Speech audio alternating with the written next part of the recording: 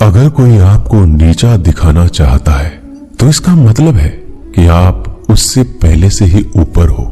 जिंदगी जीने के लिए मिली है, इससे लोग क्या सोचेंगे यह सोचने में बर्बाद मत करो। किसी के बुरे वक्त में उसका हाथ पकड़ो, सहारा दो, उसे हिम्मत दो, क्योंकि बुरा वक्त थोड़े समय में चला जाएगा लेकिन वह आपको दुआ जिंदगी भर देता रहेगा।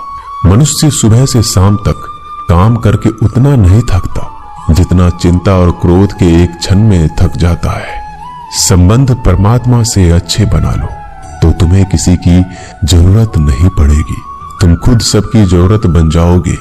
सलाह देने तो हजारों आते हैं लेकिन जब साथ देने की बारी आती है तो केवल भगवान आते हैं। जीतने के बाद तो सारी दुनिया गले लगाती है, क्योंकि जो आज आपके साथ है वह कल आपके खिलाफ हो सकते हैं। बिना मतलब के कोई आपकी इज्जत नहीं करेगा, लेकिन खुद को इतना काबिल बनाओ कि लोग बिना मतलब के भी आपका इज्जत करें। भगवान कहते हैं सोने से पहले तुम सबको माफ कर दिया करो और तुम्हारे जागने से पहले मैं तुम्हें माफ कर दूंगा। भगवान ऑक्सीजन की तरह है जिन्हें आप देख नहीं सकते, लेकिन उसके बिना आप रह भी नहीं सकते। कोई और तुम्हारी मदद नहीं कर सकता, अपनी मदद स्वयं करो। आप खुद के सबसे अच्छे मित्र हैं और सबसे बड़े दुश्मन भी। इंसान तब समझदार नहीं होता जब वह बड़ी बातें करने लगे, बल्कि समझदार तब होता है जब वो छोटी छोटी बातों को समझने लगे। आप किस समय सही थे इसे कोई याद नहीं रखता, लेकिन आप किस समय गलत थे ये सब याद रखते हैं। सब दुख दूर होने के बाद ही मन प्रसन्न होगा, यह आपका भ्रम है। मन प्रसन्न रखो, सब दुख दूर हो जाएंगे, ये हकीकत है। किसी भी व्यक्ति की कोई भी बात बुरी लगे तो दो तरह से सोचो।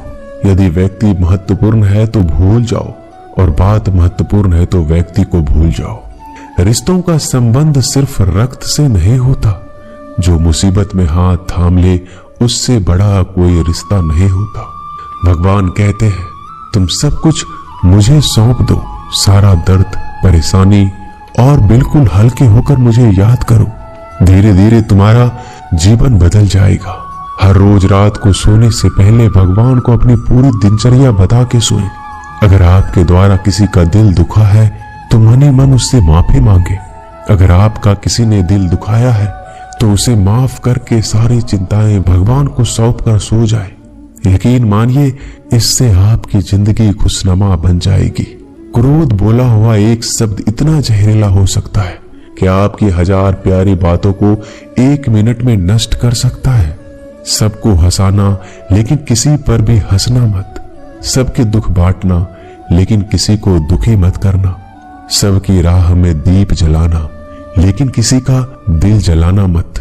यही जीवन की रीत है, जैसा बोओगे वैसा ही पाओगे। दुआएं और प्रार्थनाएं असंभव को भी संभव बना देती है। ईश्वर को ना हमारे तन की जरूरत है ना धन की, उसको तो बस पवित्र मन की जरूरत है। इसलिए वो हमें कुछ भी छोड़ने के लिए नहीं कहता, बस कहता है बच्चे मन से विकार छोड़ो, गंदे विचार छोड़ो। जो आने वाला है वो हमेशा गुजरे हुए कल से बेहतर होगा। यही एक सोच आपके जीवन में कभी निराशा नहीं होने देगी। झूठ कितना अजीब है, खुद बोलो तो अच्छा लगता है, दूसरे बोले तो गुस्सा आता है। खुशियां चाहे किसी के साथ भी बांट लो, पर गम हमेशा भरोसेमंद इंसान के साथ ही बांटना चाहिए। जीवन में समय चाहे जैसा हो, परिवार के साथ रहो तो सुख बढ़ जाता है, दुख हो तो बढ़ जाता है। सच्चा मित्र वही है जो उस समय में भी आपके साथ खड़ा हो जब सारी दुनिया आपके खिलाफ हो। आपके पास जितना भी है उसके लिए बार बार दिल से धन्यवाद कहे, हर वक्त कहे। यकीन मानिए जितना भी है वो जल्दी कई गुना हो जाएगा। प्रार्थनाएं और ध्यान इंसान के लिए बहुत जरूरी है, क्योंकि प्रार्थना में भगवान आपकी बात सुनते हैं और ध्यान में आप भगवान की बात सुनते हैं। श्री कृष्ण से कितना कुछ छूटा, पहले माँ छूटी, फिर पिता छूटे, फिर जो नंद किशोर मिले वो भी छूटे, संग साथी छूटे, राधा भी छूटी, गोकुल छूटा, फिर मथुरा छूटा।